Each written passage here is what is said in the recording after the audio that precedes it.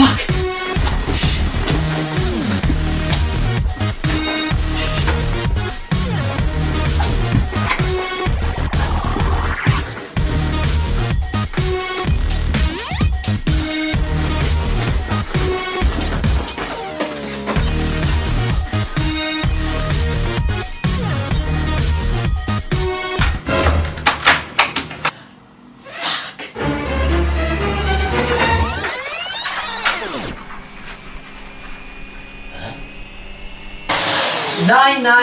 So gut, dass du das nicht abmache ich.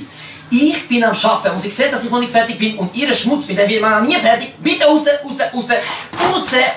Einfach raus.